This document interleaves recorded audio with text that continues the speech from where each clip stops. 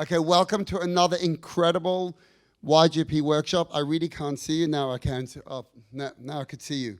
My name is Moishi. If you haven't met me before, hi, there's my beautiful dear wife Dina sitting in the front row. On behalf of Brian, the man, and Yossi, the other man in YJP, and all the women out there, welcome, welcome, welcome. It is incredible to have you. We've got an extraordinary group of panelists. I want to thank Brad. I'm not going to be doing the intro, so I don't think I'm being rude. I'm leaving that. Brad said he's doing that, but I'm hating it and leading us through an exciting deliberation. Should we invest our millions in stocks or invested in property? Now, I just want to tell you something. I can't see him, but Benny, there he is. Benny came up to me and gave me some very, very sound advice before we came in. He said, I want you to know that what you need to let people know is that if they want to be successful, whether in stocks or in property, and I'm not advocating any one of those, they said, let them come to Shul, and I promise you they'll be successful. And I want to tell you something. I thought I was the rabbi until I met Benny, and I said, man, do you want my job? And he said, yes. So, in all seriousness, so you know what? You inspired me, Benny. Come along to Shul anytime. I'm the rabbi of Dominion, the Shul of Love, the best shul in Melbourne. Don't be bashful. Come on anytime. Now, I want to tell you something. YGP is been booming. Someone asked me if this was our first event live. One of you, did you ask me that? Someone asked me that. And the answer is absolutely not. We have been alive and well. We've been literally kicking. A year ago, we did a similar panel, and unfortunately, it was physically apart, but very, very much together. But it was over Zoom, and it's not the same. Tonight we have a great energy. Tonight we have a beautiful crowd. Next week we're having Alex Weislitz, and it's not confirmed. It's not confirmed. It's set to be a KPMG, but only because the RSVP is so high, over and above what KPMG can hold, we might be moving it. We've just find out if we can move it here, but we'll let you know. But make sure you all RSVP for another extraordinary YGP event. We also have coming up a Shavuot dinner. We've got a Shavuot all-night learning. Rabbi Yossi is going to be running this amazing course. People have asked, they want to learn how to read Hebrew, which I think is pretty cool. And we're going to be having a first ever for YJP, a 5-week reading course. After 5 weeks, you're going to be able to read English and Hebrew. How's that? Okay, that's pretty cool. But you didn't come here tonight to hear me. If you want to hear me, as I said, as Benny said, come to Shul every Shabbat. I give the best Russia. But listen, my dear friends, sit back, relax, enjoy. YGP is here to engage you, to inspire you, and to involve you. And we love having you. Thank you once again to Alex Theatre for opening their doors to us. It's really, really incredible. Thank you to Noam Coney, another great YGP, for taking the photos. Thank you to Sean for taking the video tonight and streaming it. And thank you to all of you for coming out here. I'm going to pass you guys the mic, and you're going to take... Perfect. Thank you, guys. Thank you, Moishi, for that great introduction. And you've put a bit of pressure on us now. But before I start and sort of get into a discussion with our lovely panel, I have to say a big thank you to Brian Berger. He is phenomenal in terms of the work that he does. If you guys can all give him a round of applause, because without him we wouldn't have this event. And I sort of said to Brian a few months ago maybe, and we said, let's do another sort of masterclass on investing and shares and property, and he was so open to it and sort of gave me everything that I needed to sort of bring a wonderful panel together. So thank you. Thanks, Brian.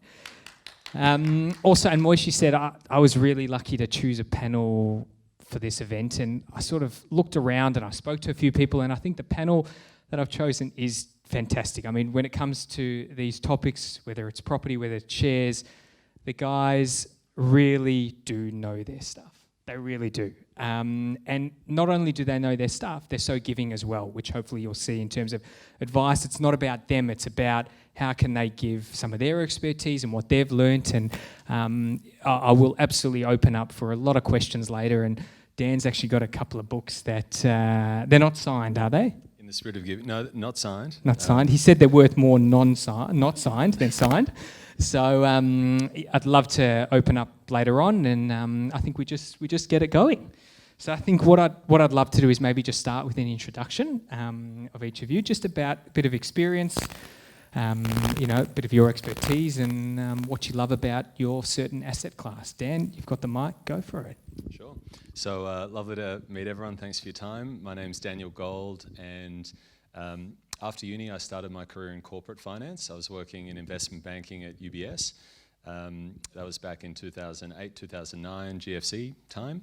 And fast forward to today, I've been in mortgage broking for the last 6 years. I set up a company called Long Property, which is a little boutique mortgage broking firm based in Toorak Village.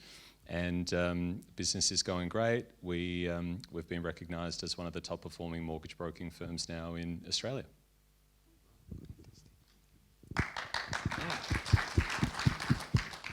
So Dan is my connection to tonight's event, and he called me and said, would you like to chat property versus shares? I thought that sounds fine. I'm meeting a few of his friends. So here I am. Thank you for making me feel so welcome, and it is a privilege. I'm a buyer's agent, so there's a lot of synergy between our businesses. And I've been working in residential property in Victoria for 11 years now as a buyer's agent. Prior to that, I was a mortgage broker for a short time. I've got the utmost of respect for Dan. I think it's very difficult dealing with banks, so I'll take my hat off to you.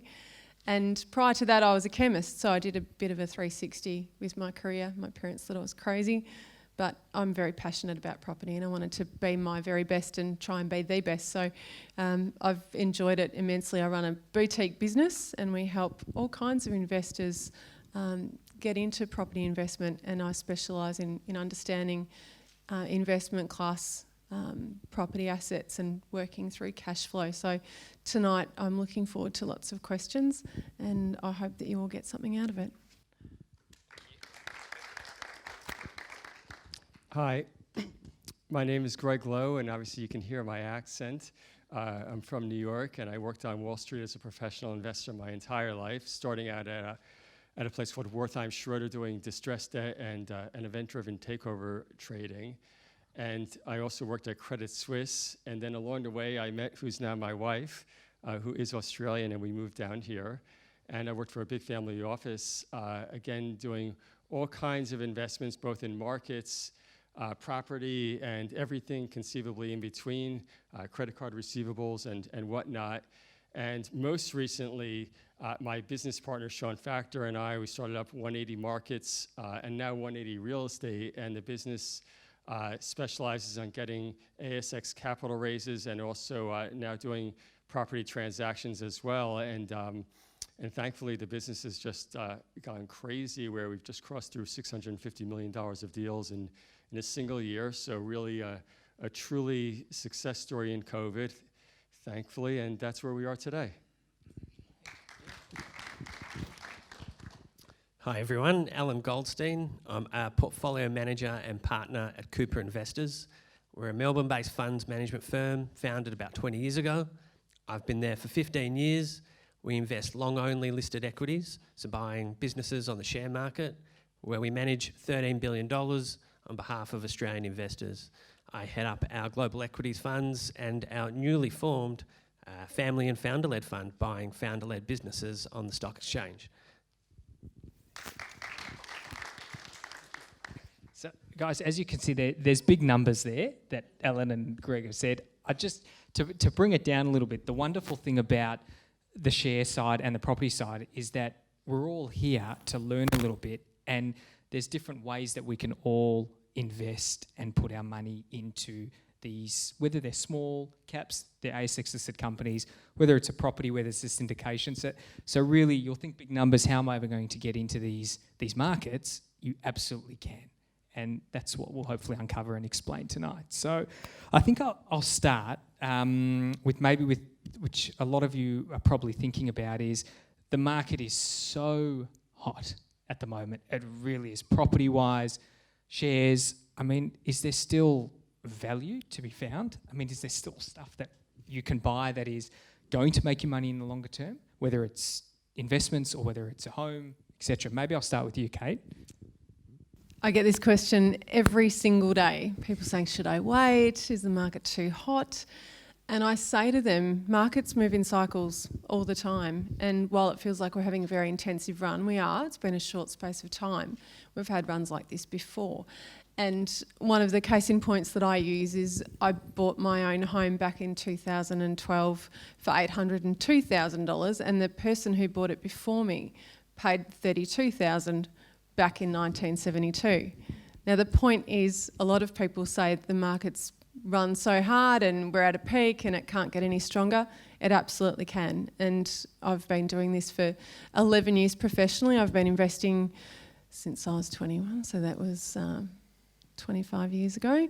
So I've watched market cycles come and go over a short amount of time in the scheme of things, but getting in early and biting off as much as you can chew has certainly been something that's rewarded me personally, so I'll be happy to chat further about that tonight. And maybe, Greg, you can sort of give us a bit of thoughts on the stock side now? Yeah, I think that there always are opportunities. Yes, the market has certainly run very hard, but the reality is also in the last, we are fairly short-term oriented as traders, and the reality is, especially in smaller caps, they have pulled back quite a bit in the last couple of months, which does make for some really interesting setups at this point in time. So I absolutely think that there are opportunities out there. And I'd say, you know, at the end of the day, when you look at any market, I've seen so many different markets, it really comes down to two words: supply and demand. That is all you need to really focus on. If you're starting out in investing, those two words will set you up forever. So, guys, just if you walk away with something tonight, it's supply and demand. What are your thoughts, Alan? I mean, on where the market is at the moment, and is there still value? So the stock market's absolutely had a good run, especially the bigger ones, tech-focused. It's been a great 5-10 years. Long-term stock markets have averaged 6, 7, 8%. Australia 100 years, US 100 years, that's what you're looking at. The last 10 years it's been higher than that, but 20 years it's not too far off that. So at a high level, they are more expensive than they've been for a long time. If interest rates were at 5%, you get a feeling that's cutting the market 20% overnight. So it does feel a bit interest rate macro driven. But from our perspective, we're very qualitative led. We're trying to buy 20, 30, 40 businesses all around the world. We're trying to find the unique opportunities over the next 5 years that can grow. And so our strategy is to back unique proprietary managers. If you can double your earnings over the next 5 years, the starting price being 10%, 20%, a little more expensive than normal, you're going to be okay through that. And so we think you're probably the rifle more than the shotgun at the moment is a better strategy given where the market's at. And Dan, I mean, what are you seeing on the buying side? Okay, there might be a lot of people here that have either just purchased their first property or are looking to purchase their first property. Are things just going crazy? I mean, you see reserves 2, 3, 400, 500,000. I mean, I wish I sold my house 6 months ago. That would have been nice. But is it too hot? I mean, should we be buying now if you're looking for your first home? I think there's many markets within the market. So, you know, when we're talking about property, for example, it's not just, you know, residential real estate in Caulfield or Malvern or Toorak. There's interstate markets. There's different types of, asset classes within real estate when you start considering commercial, industrial, and so on and so forth. So I remember we were getting asked similar questions in 2017 when we were on that last run. And what we saw a lot of our clients doing were particularly for younger investors or younger clients that possibly weren't advanced enough in their personal lives yet to, you know, really go all in on a big family home and wanted to maybe get some more clarity or stability on their personal situation before doing that. They were looking for investments, and a lot of them looked to some interstate markets that weren't quite as hot and were definitely a lot more affordable, but still adhering to really sound investment principles around, coming back to supply and demand, you know, good quality stock that was preferred by owner-occupiers, that was in big capital cities that had good fundamentals to them. And, that served them well. They're up heavily on their investments and, they're kind of growing with the market. which will enable them to, hopefully pursue the family home when the time's right for them. So, I think people need a little bit more perspective. Second thing, just in a similar kind of vein, we were talking to a client yesterday, one of our more successful clients, and they're always looking for opportunities. I think the way he framed it is that real estate can be more of a how-to than a when-to investment. And if you start learning how to do things properly, just like anything in life, I suppose you can get good at them and make money in all various kinds of markets. And the final point that he made was that, he in particular, I mean, he's a pretty interesting guy. We can't all follow just one person's advice, but the point that he was making was around, you've all heard the phrase when people, be greedy when others are fearful, and vice versa. He's specifically looking for the types of real estate now that people are quite fearful of. So a lot of retail assets, for example, in commercial are being crunched through COVID, and there are some steep discounts there. So purely from a financial and investment perspective, that's exciting for him, right? So yeah, takeaway there. There's not just one market, there's many markets, and there can always be opportunities. Interesting. I mean, I guess as well, and we'll allude to this as we discuss more, everybody's got their own risk appetite. And I think, as Dan, you were saying, the client that's looking to buy fearful assets at the moment, that takes risks. It takes guts. I could use another word, but it takes guts.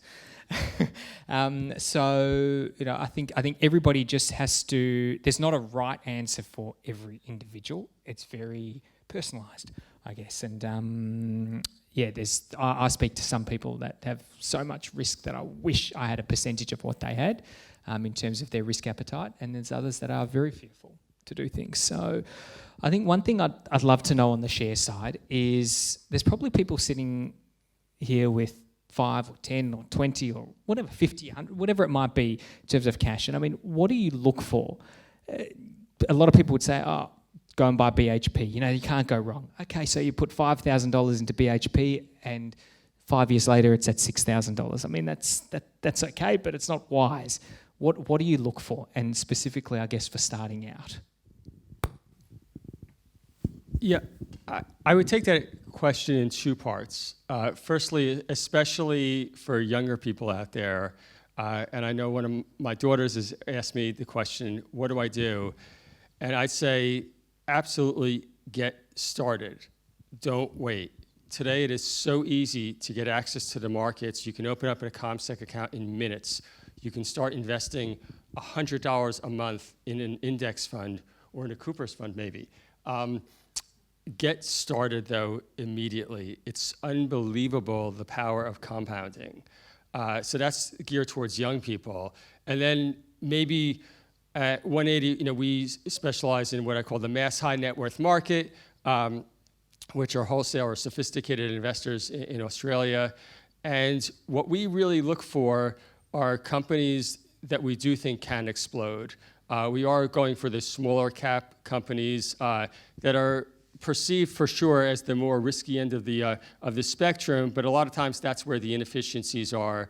And what we really look for are companies or industries that are a little bit sleepy, but we think can really roar in the next 3 to 6 months on some type of positive news flow or some type of positive momentum or some type of event that's going to trigger a big change.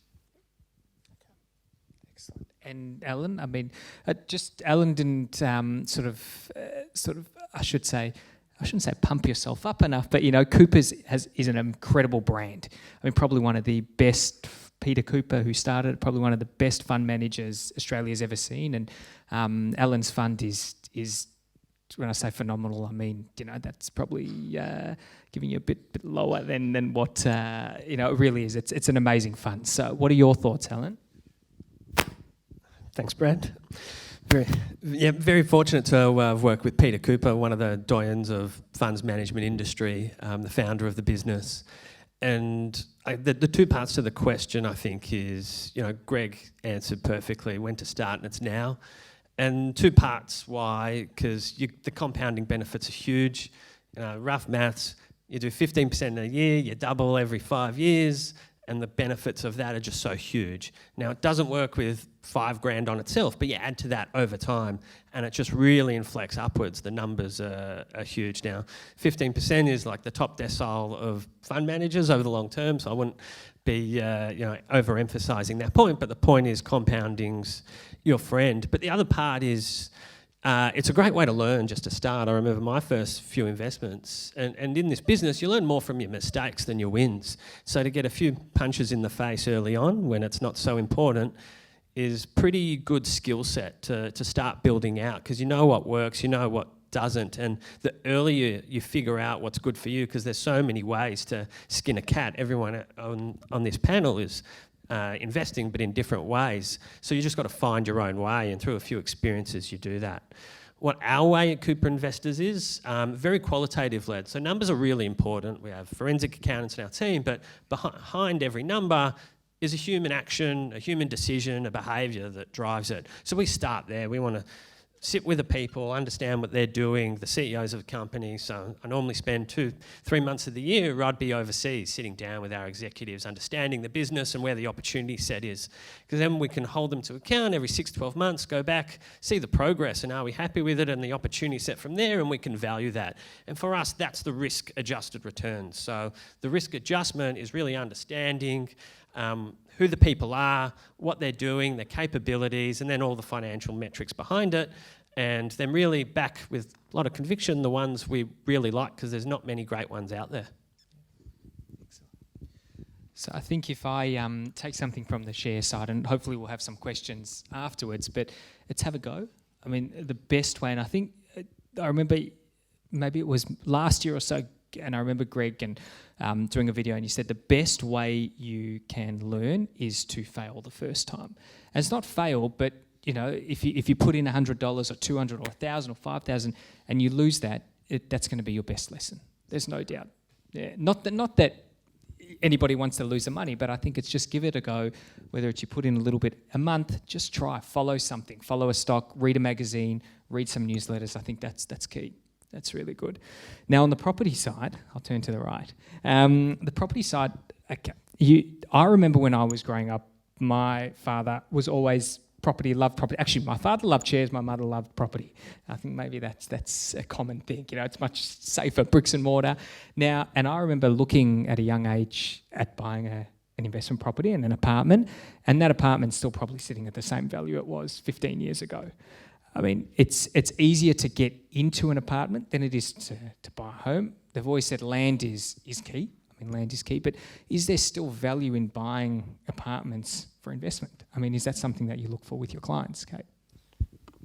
I like this question because there are apartments and then there are apartments. So property is an incredible thing because every single one is different. But in short, houses have outperformed apartments in most markets, particularly here in Melbourne. And when we look at markets and look at apartments and segment them, we've got boutique apartments, we've got older style apartments, we have beautiful Art Deco apartments, we have towers. So we've got a really broad array of apartments. And the short answer is some apartments perform really well and some have done particularly well, but not as well as houses. So if someone goes into an apartment, they're generally going into that for maybe one of three reasons. The first one might be that they're a bit of a sook and they don't want to bite off a larger mortgage and go for a house, so they're dunking their toe in the water or taking it gently. Others, it might be a cost prohibitive consideration to go into a house. And then others might be really tied to a particular area where a house isn't on the agenda in that area within their budget. And from an investment point of view, the only reason why you would go into an apartment if you're a buy and hold investor who's not looking at doing a flip or anything creative like that is to manage your cash flow, because as a proportion of the price that you pay, you'll get more rental in an apartment in most cases. So it might be a cash flow move. If I go back though to the question, which is, can apartments grow in value? They can, but it circles back to a concept called land to asset ratio. So let's say you've got a large block of land and a boutique block of apartments, and there's 10 in the block, and they've aged and dated over the decades, so that block of land is very, very valuable, but the dwellings themselves aren't particularly valuable. You might find that the majority of the value is in that land, and it could be to the tune of 90%. So when you buy one apartment, and let's assume for the illustrative purposes that they're all the same size, you'll have a 1/10 equal and undivided ownership in that very valuable block of land. And that block of land will perform, it will grow in value. Flip side of that though is when you buy a box in the sky and most of the value is tied up in that dwelling and in developer margin, you might be sitting on a very valuable block of land, but if there's 200 of you in that building, you only own 1/200th of it. And if the rate of depreciation of the building outstrips the rate of appreciation of 1/200th of that piece of land, your property won't grow in value for quite a while. So when we hear about people buying brand new apartments and they don't do anything or they go backwards for the first few years, it's because the rate of depreciation is outstripping the rate of appreciation. So the short answer is apartments or houses, just make sure your land to asset ratio is a healthy balance. Really great, thank you. That's really great advice. And then Dan, on your side, I'll flip it a little bit and say for buyers, okay, buyers who are wanting to settle into a house and live there a few years and or make it their family home, where are you seeing the biggest sort of challenges in that area of the market? And what I mean, look at Caulfield, Malvern, Eastern Kilda. We all know our audience. So I'm assuming a lot of them are around this area. Sort of the guys that are coming to you, where are you seeing the biggest? I guess the biggest market for buyers at this stage, or moving up young families, growing families, etc. Yeah, we, as a mortgage broker, our real expertise is in advising clients on the appropriate lending strategies, right? So I'm not the guy that's recommending to buy houses or apartments or different suburbs or cities or whatever. We often actually refer to experts like Kate and others for that. There's no doubt it's a heated market, and a lot of our clients are, concerned in any number of ways about buying in. I think the more important things strategically are, first of all, just having a little bit of a longer term view and a longer term strategy around what any investment that you're about to make is going to be. Particularly with property, the buy-in costs are a lot more expensive. The transaction costs, in particular stamp duty, are very high. So it can't just be like an overnight decision and parents or family just recommend something and you're in the next day. It really needs to be thought out. Just on the apartment thing, our clients that have, instead of buying, say, a $700,000 apartment in Caulfield, but have instead bought a $700,000 blue chip asset, like a house, an established character home in maybe Adelaide or Brisbane or Perth for the same amount in like the Toorak equivalent of those cities, have done a lot better in the last kind of 5 or 10 years from a capital growth perspective. But the other point I just make there is that real estate doesn't have to just purely be about the finances. And what I mean by that is that even if you just decide to go and buy a place for your family to live, you're not really necessarily making an investment play in that kind of thought process. You're providing housing for your family, and there's a lot of very worthy considerations that go into that, just putting all the money aside. And but in theory, you're still putting a lot of money to work in this asset class, and therefore, I just think it's maybe important to consider both the emotional and financial, and neither are like more or less valid than one or the other. Just everybody's got their own lives to live and decisions to make on those fronts. But so long as you're going in with your eyes wide open and maybe appreciating that, by, say, for example, in that example, buying the apartment in Caulfield might be the more emotional but less financial decision in comparison to the blue chip house in Brisbane, then you're doing yourself a favour. It's going in and not knowing what you're getting yourself into, where I see most of my clients ending up in regret. And I'll just keep the mic with you for 1 minute. In terms of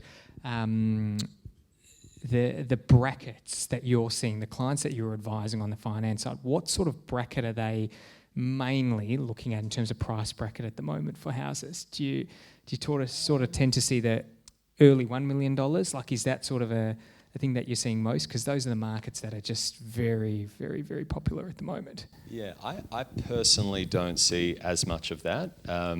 Just by way of context, like our average loan sizes are maybe $1 million, and just I guess with the client base that we've naturally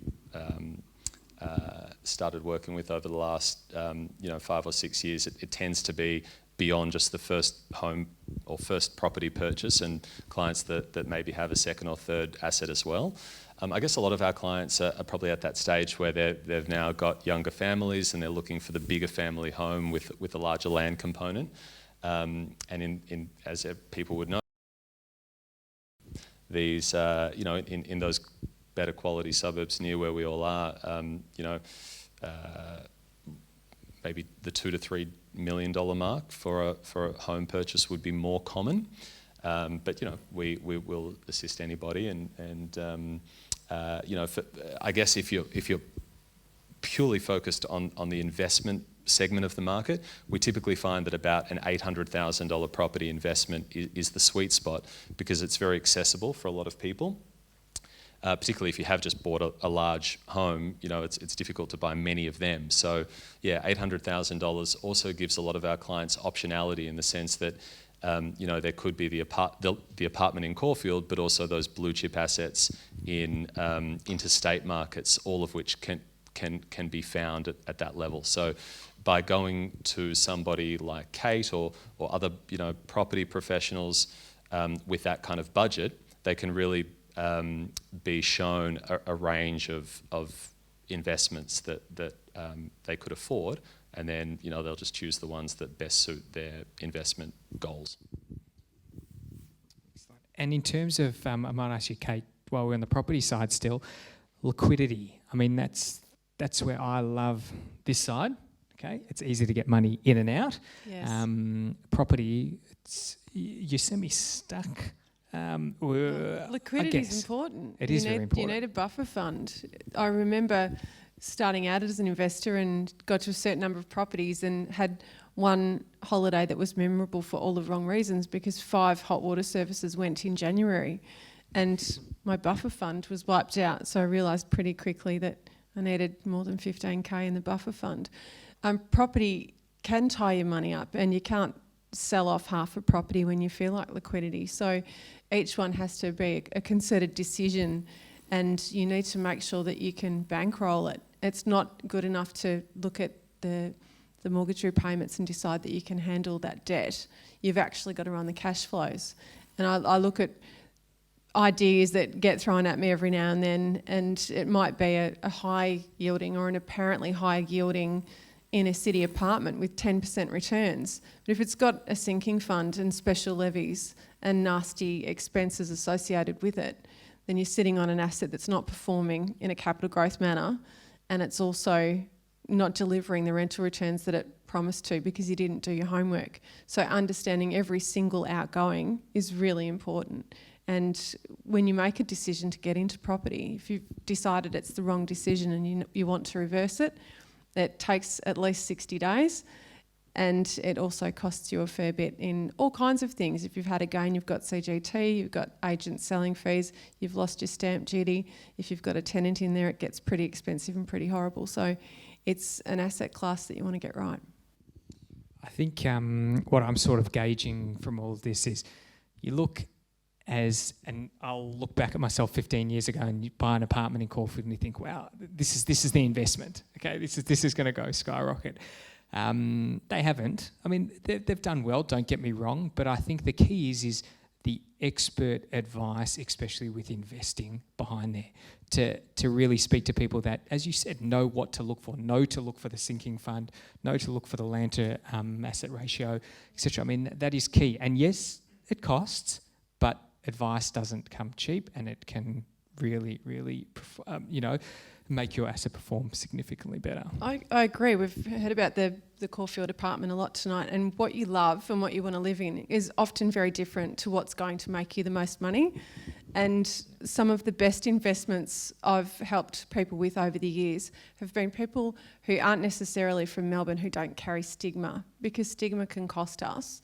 And I remember someone arguing with me about wanting to buy a 1-bedroom apartment in Hawthorn because they just didn't like the idea of a double-fronted period house in Footscray.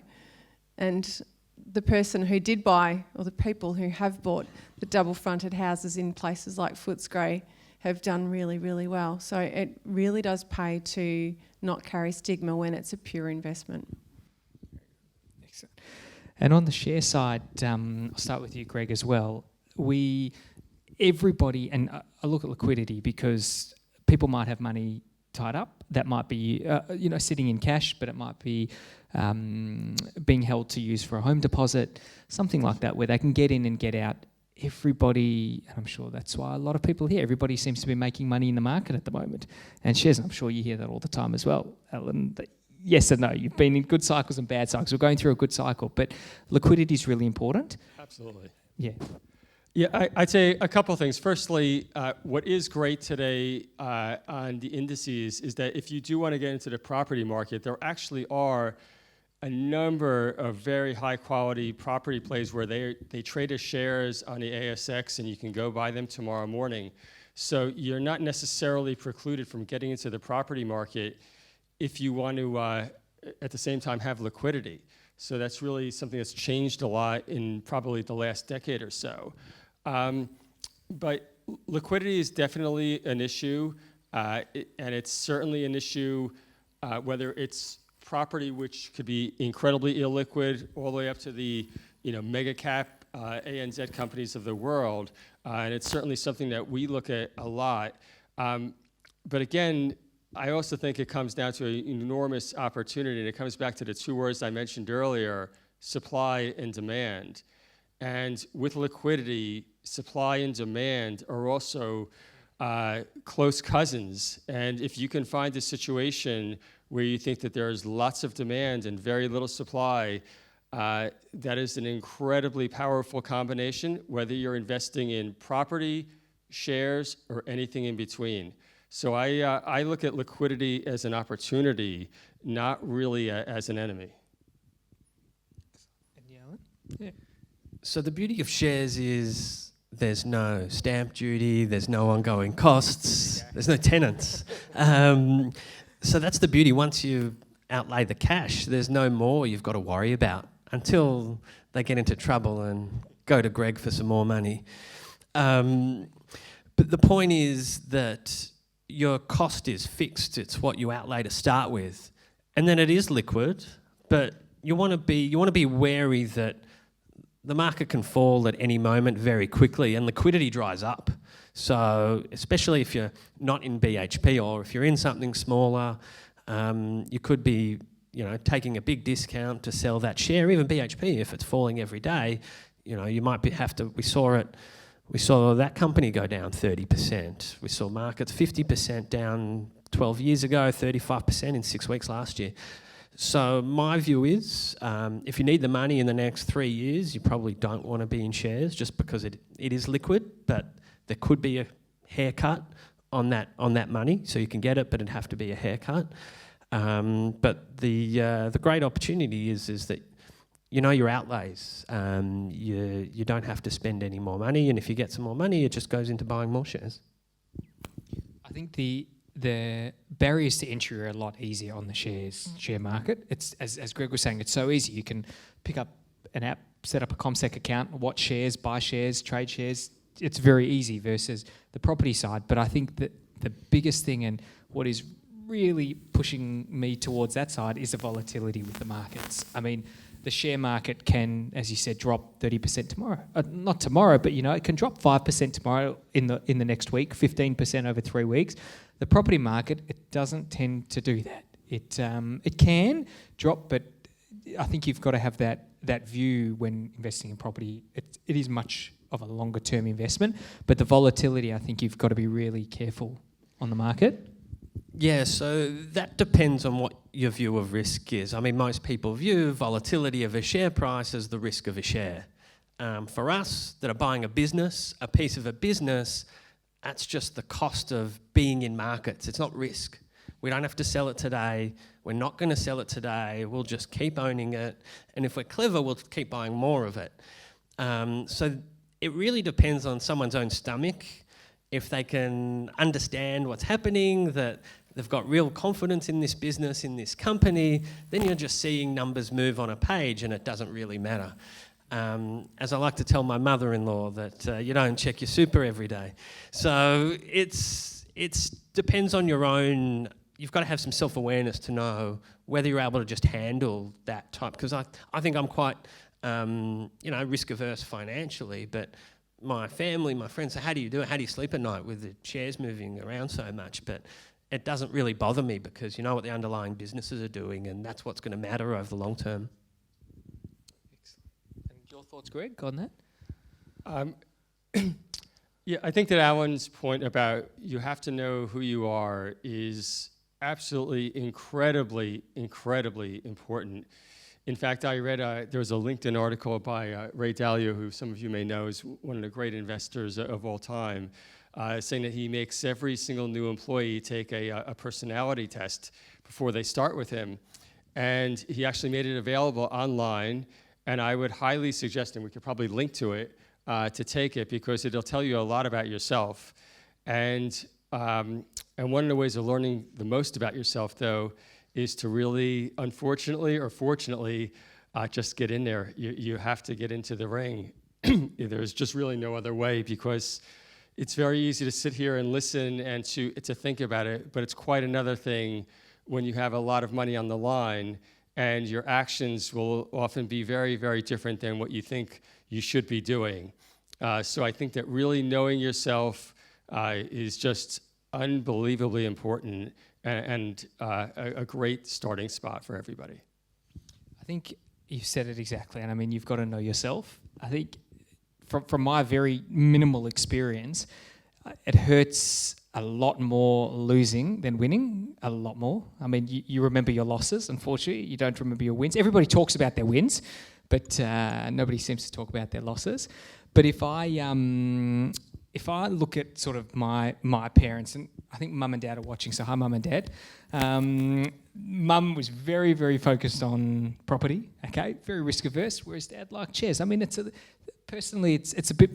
more fast paced, okay. What are your thoughts? I mean, the volatility side, long term, it is probably a much safer investment. Am I correct in saying that? I mean, I won't ask their opinion, but I feel that's less moving, less volatility, and much more longer term. What are your thoughts, Dan? Yeah, I think a couple of points. The first would be that if you think of all these different investment opportunities as like a nice analogy that I heard not too long ago was like different golf clubs in a golf kit. Different investments are just more suitable for different things, and therefore they just need to be used accordingly. So, the analogy would go, you're never going to tee off with your putter, right? Similarly, you're never going to putt on the green with your driver. So, if you need cash soon, you're not going to go and load up, buy a big investment property and incur all the cost to do that. But I guess the key point that we haven't really discussed a lot yet is leverage, and because of the lower volatility that typically exists with real estate, more banks are willing to allow you to borrow more against the real estate asset class. And leverage obviously can be very powerful, particularly if your investment is moving in the right direction. So that depending on your mindset and frame of mind, that can either add or even moderate the risk. For example, you take a particular asset that you can leverage, say like real estate at 90%, and compare that to another asset that you can't leverage as heavily, say shares at maybe 50% or thereabouts.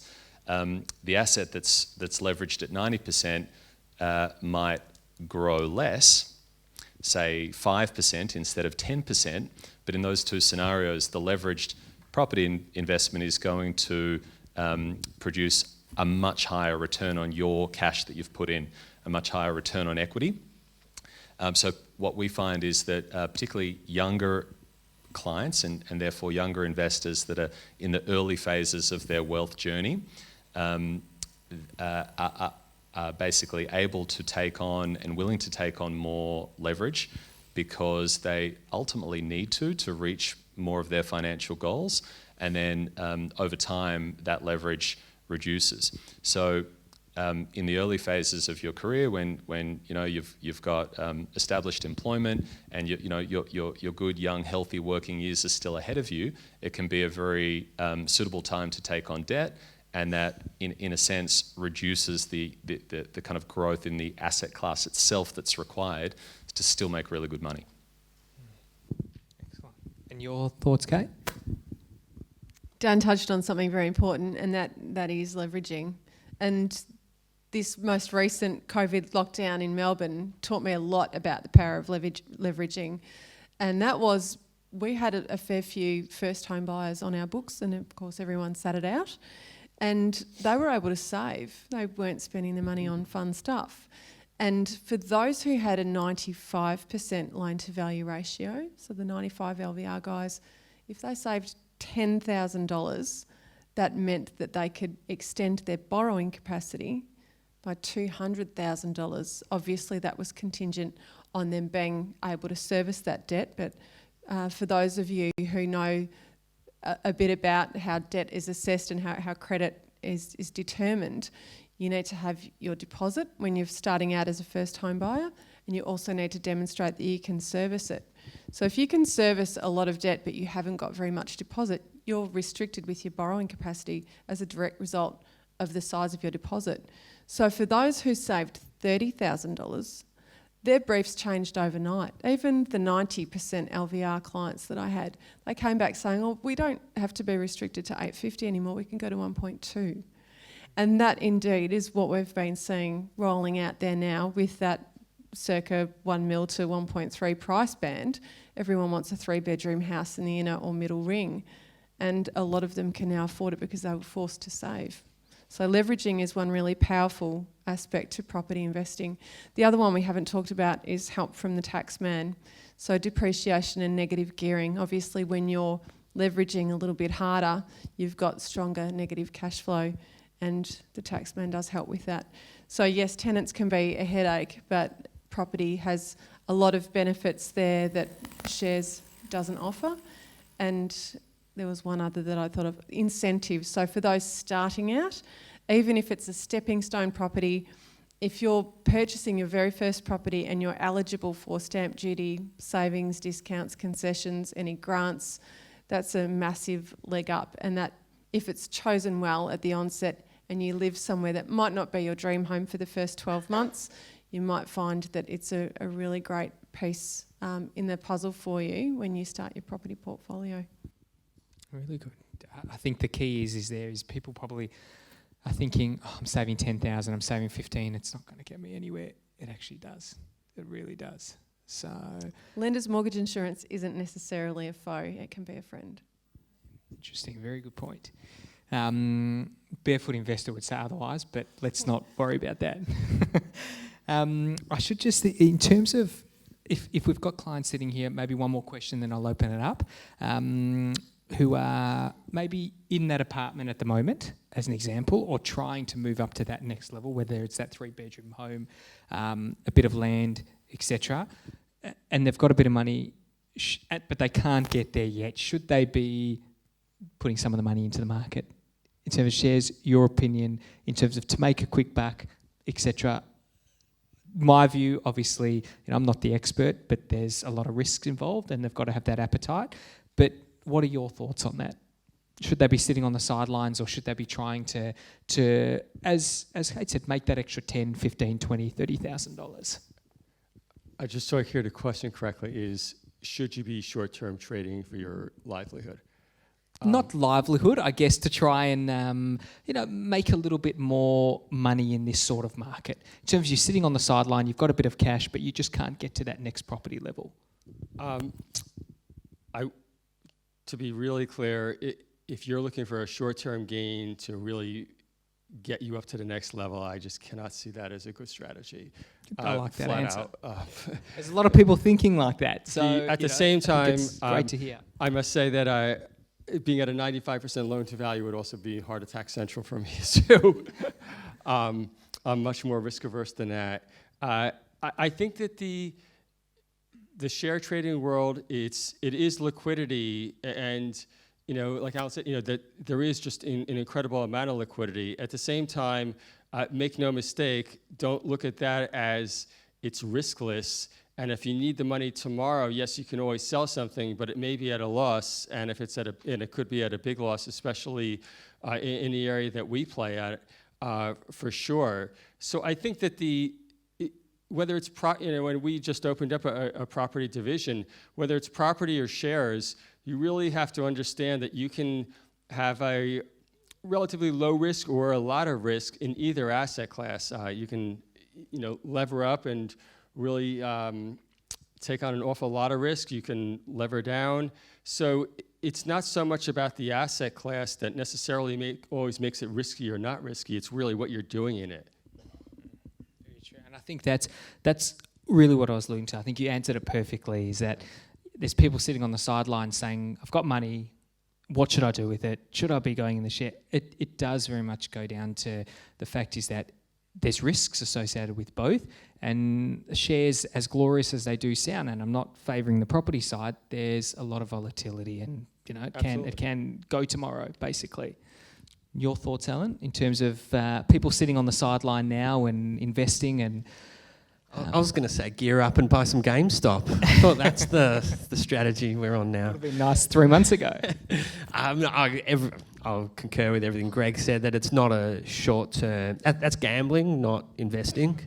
And so, if you're looking for a quick buck, just as good a chance putting it on black as trying to buy a stock in the market for 12 months or 3 months, whatever it is, to try and make an extra 10 grand.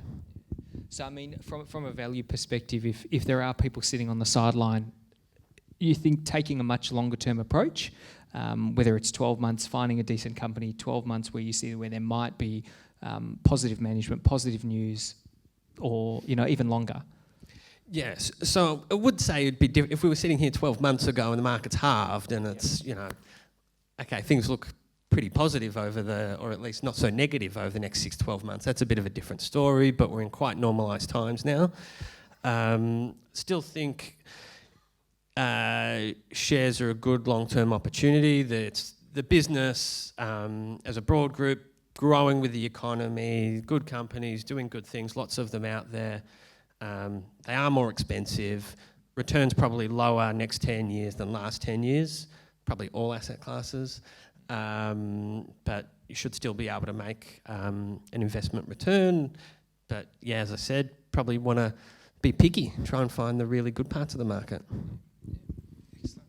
And I think just sort of on the property side, I'll go back. Thanks, Alan. Okay, you alluded to it perfectly. The extra $10,000, $20,000, $30,000. I mean, they should be contacting Dan, their mortgage broker, to say, listen, what does that give me now? I don't know, I certainly wouldn't have known, but I don't think people know what a big difference that can make. Yeah, I'm definitely not suggesting that 95 LVR suits everyone. When you're young though, and particularly if it's not a huge mortgage balance, but it's your requirement for LMI is because your savings aren't where you'd love them to be, it's definitely an option. And I think that to look at any asset class to make a fast buck, you do have to anticipate that risk and reward go hand in hand. And if you lose what you've worked hard to get, that can really hurt too. So if you're looking at it objectively and it's just an investment, like purely an investment, you shouldn't be scrounging around looking for an extra $10,000 or $20,000 and slowing down your ability to get into a market that's moving at this pace. You should be looking at what you can get with what you've got by the best performer that suits your budget. If it's a home though, that's not where you want to cut corners, and that's definitely not where you'd like to make compromises and then have something that you regret. So you've got to be really clear whether it's a home or an investment. But in this particular market, if it does feel as though we're moving at 1% a fortnight at the moment, the heat in this market's been horrendous since we opened up really in late Jan. And there might be signs of that abating a little bit, but it's still moving at pace. And if you're spending $1 million and it's moving 1% every fortnight, well, you guys can all do the maths. That's how much extra you need to have in your pocket every time you get to the next Saturday's auction. It's pretty grim. So making a decision and getting in there with a clear, well thought out plan is really important, because sitting it out, trying to save painfully, might set you back in a moving market. One thing I'd add to that is, a 95% loan to value ratio may not be considered particularly risky if you've still got like $1 million of savings in the bank, right? In an offset account, or maybe access to that kind of capital through support from other people if required. Debt's cheap at the moment, right? So, we've got home loan borrowers who are borrowing at less than 2%, which is nuts. And, a lot of people therefore just view debt as just a cheap capital source that can free up their other capital to do other things. And, unlike the share market, when you're taking on leverage in real estate, should the asset class fall, there are no margin calls. So long as you just keep making your repayments month to month, the bank leaves you alone. And therefore, those more heavily leveraged scenarios don't have to be seen as high risk if there are other mitigants, as part of your personal circumstances, worth noting. I think, yeah. That is one thing that I sometimes remind really fearful homeowners of, if they've got a risk profile that's got them shaking in their boots. They do have options. Worst case scenario, move back with mum and dad, or go and house share and pop a tenant in your property. And something that maybe allows them to meet in the middle is to make sure they've got a property that has a room that they can have a house sharer in if they need a hand with sharing the cost. You can't do that with a parcel of shares. Really good point. And I think, just to sum it up, don't be afraid to take lender's mortgage insurance. I mean, so many people are afraid of it, and you've got to have your 20%. Yeah, it's great, but not a lot of people do have that. And I think there is real value in, even if you need to take a little bit of LMI, if you don't have your 20%, getting into the market, which could well and truly cost you less than waiting 2 months or 3 months. So I think it's worthwhile maybe opening up some questions if everyone's happy to do that. Moishi, I don't know how much time we've got, but perfect. I'll pass the mic, and absolutely, come on through. Don't be shy. We've got literally some fantastic experts here. Hi. Thanks for sharing all of that with us. I have a question for my right-hand side, so the share part. You guys were talking about if trying to get this or trying to get into and so on. Do you know if there are opportunities for people who have maybe not a huge amount of money, but they want someone else to do the work in a way for them?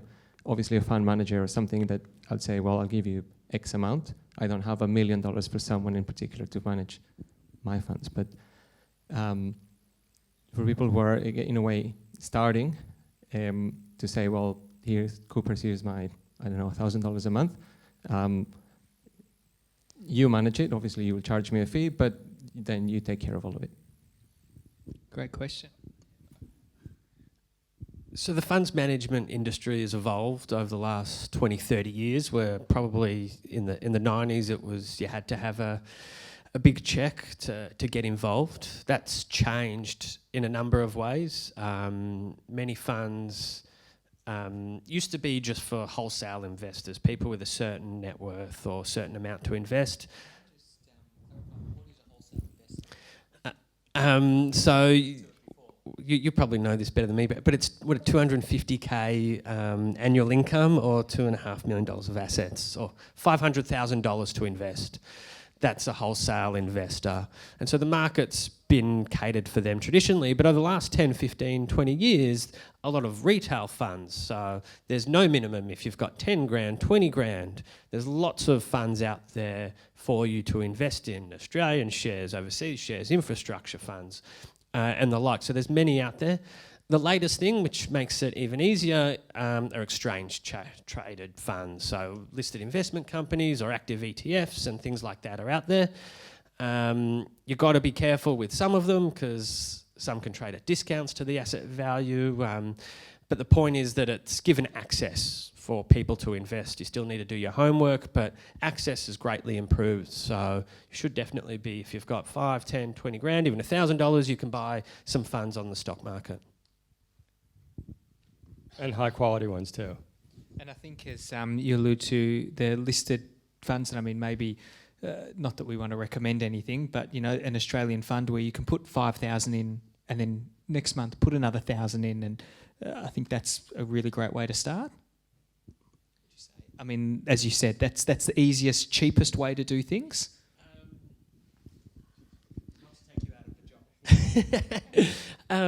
If you're buying one of these that are listed on the market, that's a great strategy.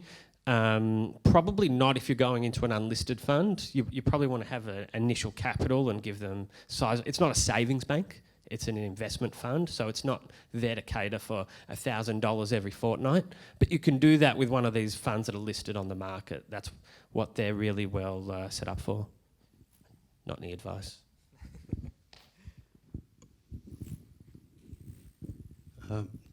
Hi guys, a great talk today.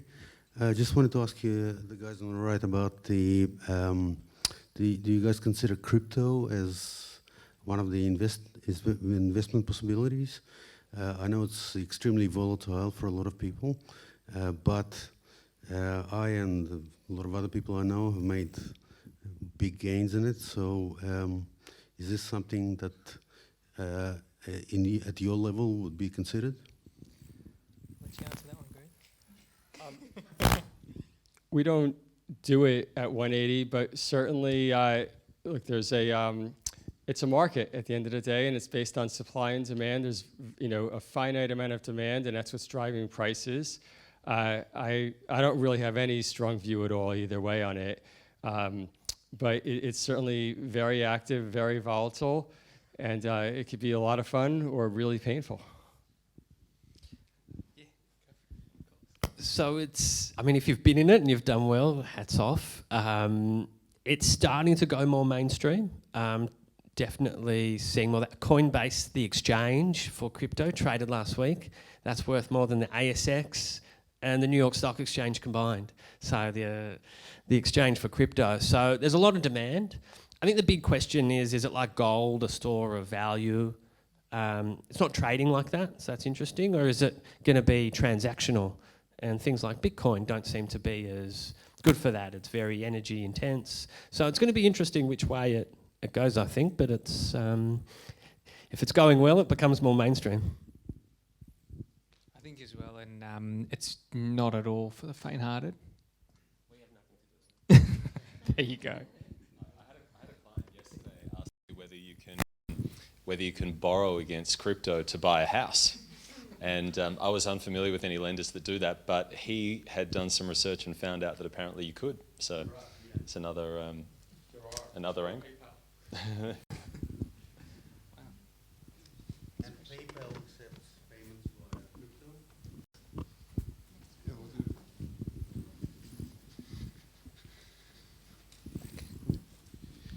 I guess you hear a lot about people buying in suburbia and things like that. What about rural land and property? Is that a good area to be in as well?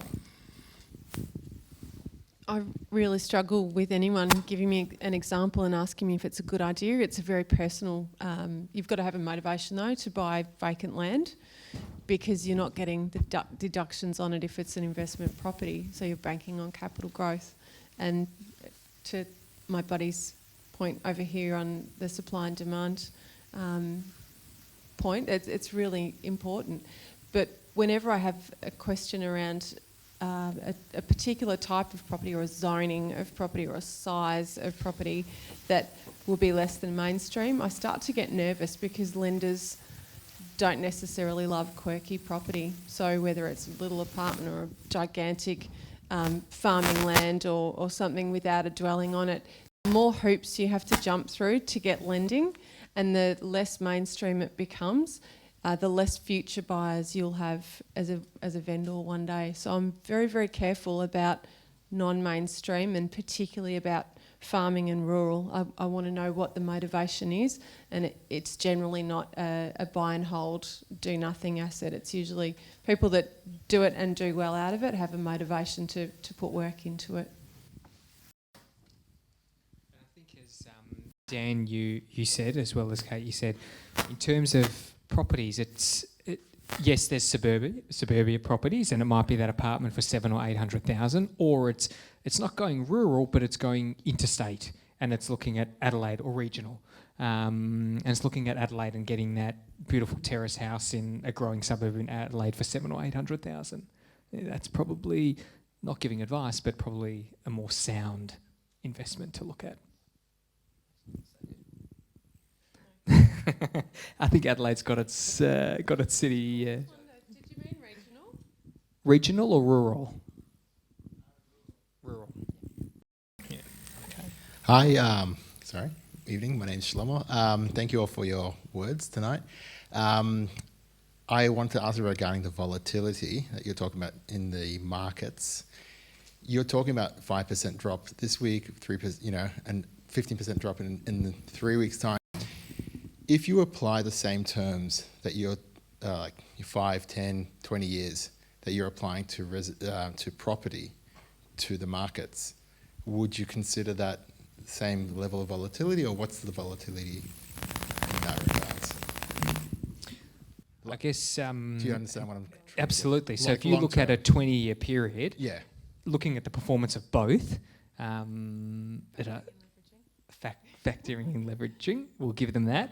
That is, so sort of 20-year returns. Yes, there'll be ups and downs.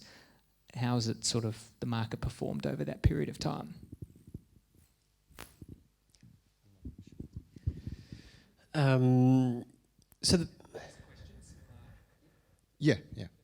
So I think base expectations for equities is 6 to 8%. That is the long-term averages, 20, 30, 50, 100 years. That's the starting point, I think, for most people. The interesting part is very rarely does it do that in a given year. So it's going to be up more, it's going to be down, and it's very volatile around that. But that's the long-term average, and it's been a good 10 years, and then it's everyone's job to try and definitely do better than that, because there isn't this narrow band around that 6 to 8. There's probably a lot of companies now 50%, and a lot of companies that are up 5 times in a given year. So that's the opportunities that come within the stock market. I think we'll do one more question, then we'll wrap it up. How many books do we have? We've given away 4 so far. There's one left. I brought the books in case there was no questions. Well, we've got 4 books to give away so far. Here's one more question. Property guys, you talked about housing being a more smarter investment than an apartment in terms of capital growth. If you were to compare an old property on a full piece of land to a townhouse, a brand new townhouse, which would you say is a smarter investment in terms of the same capital growth? If you're just looking for capital growth, the old house every day of the week. Yeah. But there's 4 things you look for with any property decision. So the first is the obvious one, capital growth. The next one is probably the most critical. It's rental return, because cash flow might be critical to that investor. So it doesn't matter how amazing its capital growth is, if it's not delivering the rent that keeps that person's equation afloat, it can be a mistake. The next one is vacancy rates. So you want to make absolutely sure, regardless of the rental appraisal, that you've got a tenant there. And then the last one is the quality of the tenant. And for some areas, they can be gentrifying and exciting with their growth story, but they could give you a fair few set of headaches. So all in all, if someone said to me, I want strong capital growth, I would not be going for a new townhouse. And if we look at a new anything, townhouse, house and land out in the fringe suburbs, an apartment off the plan, if it's brand new, it's most likely going to have a dwelling with a much higher value as a proportion of the entire purchase cost than what the land is worth. And it's land that appreciates, it's not buildings. Thank you. Thank you. I'm going to pass on to Yossi to close, unless you want to close before Yossi closes. So there's going to be 3 closes. I'm going to close for you to close, for Yossi to close. Brad, thank you. Thank you to all of you. I just want to say, because people might not know Yossi, we started YGP in 2013, and it's really been growing and evolving, and it's incredible. But Brian has been part of the team for a couple of years, and Brian's doing an incredible job. And Yossi is our newest member to the team. And Yossi joined as a rabbi. What we really felt, I'm going to do this pitch for him. I'm going to do this sell. We really felt so many people come to so many events. We want to have those follow-ups. And Yossi has been doing incredible work. He's only here now for something like 8 weeks. And he's done an awesome job. And we want to formally welcome you. We love having you. And I'm going to pass to Brad to do close one, and then Yossi to do the final close. I'll keep mine short, no problem. I think there's a few things that hopefully all of you have learnt tonight, and hopefully, as I said, the panel are happy to stay around a little bit if people have questions, and amazing advice. So really, if you've got some questions, you want to have a chat, queue up, chat to them, and just use their wealth of experience and advice. I think there's one thing that I've learnt is, first and foremost is, if you want a sound investment, go to Shaw. Definitely. And second, Dominion Shaw. Sorry, okay, Dominion Shaw. I think as well, there's definitely positives for both. There's positives and negatives for both asset classes, and I think it really does. And I stress this at the beginning, go down to your personal risk appetite. It really does. And so I think it's ask the guys questions, go back, do some reading, contact each person here. I mean, I deal with all of these guys and they're absolute experts. So please come and ask some questions, and we really thank you for all coming and giving up a Tuesday night, and very, very appreciative. And thank you, panellists. They were fantastic. Really, really good. Thank you. Thanks, Moishi, for introducing me, and thank you to our presenters tonight for presenting. I'd like to give you each a small gift on behalf of YJP, and what struck me at tonight's presentation, something that Brad just finished off with, was that in all our investing decisions that we need to make, we ultimately need to assess also our personal preferences and what we have stomach for, whether it's where we want to live, or if we have stigma that is influencing our decisions, and the risk we have appetite for. So here's a small gift, which is 101 meditations. It's something spiritual, but ultimately, as we've seen tonight, the two are related. I'm going in alphabetical order. Alan, thank you.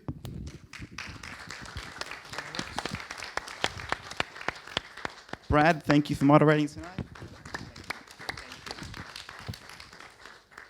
Kate, thank you.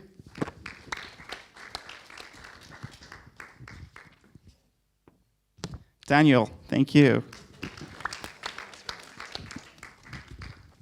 And Greg, thank you. By the way, my wife and I recently got our feet wet in the property market, so coming tonight was good. We didn't make too many mistakes. As Moishi said, I have started to work here as the rabbi at YJP Melbourne, and we've begun a couple of Jewish life initiatives. So in addition to connecting professionally and socially, the idea is also to connect personally and grow personally. As Moishi mentioned, the first major initiative is a Hebrew reading course starting next Monday, the first Monday of May. More info on our Facebook page, on the flyers out the back.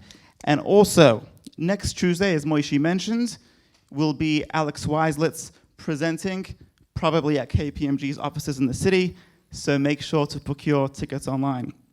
Finally, thank you everyone for coming tonight. Wonderful to meet you, and enjoy the night.